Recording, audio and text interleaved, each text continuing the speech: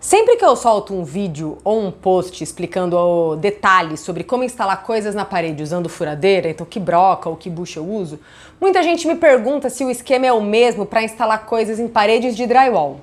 Antes de explicar algumas das particularidades de paredes de drywall ou gesso acartonado, que é mais ou menos a mesma coisa, a gente precisa entender o que é o drywall. A parede de drywall ela é composta por duas chapas de gesso acartonado, que é o drywall mesmo.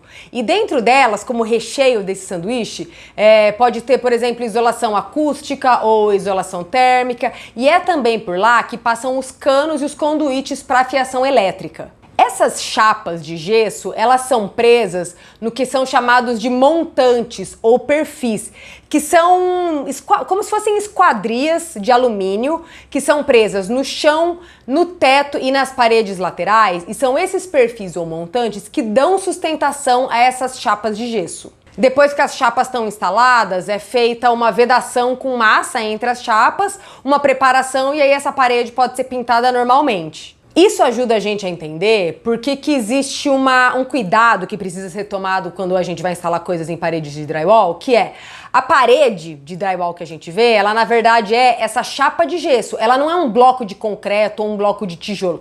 Então ela tem uma resistência mecânica menor, ela tem uma menor resistência a cargas que a gente pendura nessa parede. Por isso é muito importante que você não pendure coisas muito pesadas direto nessa chapa de gesso. Por que isso? Porque, como eu falei, a resistência dessa chapa é menor e existe um número geral aí que coisas de até 7, no máximo 10 quilos podem ser instaladas diretamente na chapa. Coisas mais pesadas exigem aí um outro modelo de instalação que eu vou explicar mais pra frente. Então, pra gente começar, se você quer instalar uma coisa direto na chapa, um quadro ou, sei lá, uma decoração, alguma coisa do tipo, você pode fazer a instalação direto na chapa usando algumas dessas 3 buchas que eu vou mostrar agora. A primeira é um tipo de bucha chamado de bucha fly.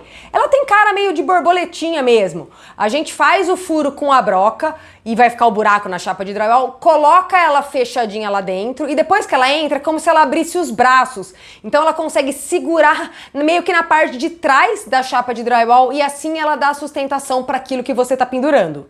Uma outra alternativa é uma bucha que é chamada de dry fix, que ela é como se fosse um parafuso maior. Ela tem uma rosca como se fosse um parafuso mesmo, que direto você consegue colocar ela direto na chapa, você não necessariamente precisa fazer um furo com a furadeira.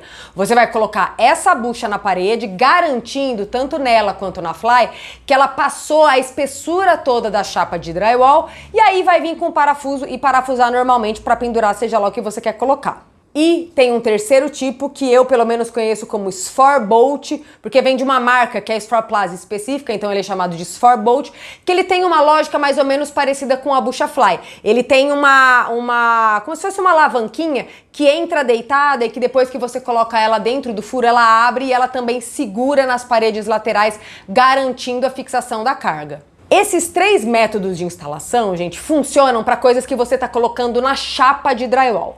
Vamos supor que você quer colocar, sei lá, uma prateleira ou até um suporte de TV, que são coisas mais pesadas e que muitas vezes são mais delicadas. Tipo, se cair um quadro é uma coisa, se cair só TV é uma coisa completamente diferente. Então, como que a gente faz para instalar coisas pesadas? Nesses casos, existem 2 caminhos. O primeiro é de fazer essa instalação na parte da chapa de drywall que está na frente do montante, ou seja, você vai, por exemplo, passar a sua broca pela placa de drywall e pelo montante de alumínio, ou seja, você vai estar prendendo esse seu objeto não só na chapa, mas também nessa haste de alumínio que dá sustentação à chapa de drywall. E aqui a bucha mais indicada é a bucha Sfor Bolt, garantindo que ela vai passar tanto pela chapa de drywall quanto pelo perfil metálico, que ela vai abrir aquele bracinho atrás dessa chapa metálica. Se por acaso é uma coisa bem mais pesada, como por exemplo uma prateleira ou de novo o exemplo da TV, o ideal de ser feito é fazer um reforço atrás do lugar onde você vai pendurar essa coisa.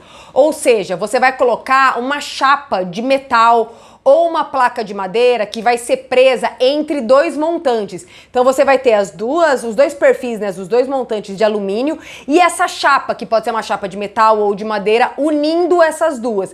E, por exemplo, o seu suporte de TV, você vai prender nessa chapa de madeira ou de metal e não no perfil, muito menos na própria placa de drywall, porque desse jeito você distribui essa carga nessa chapa de madeira ou de metal que vai ficar presa nesses dois perfis e vai ter condição de segurar melhor a carga.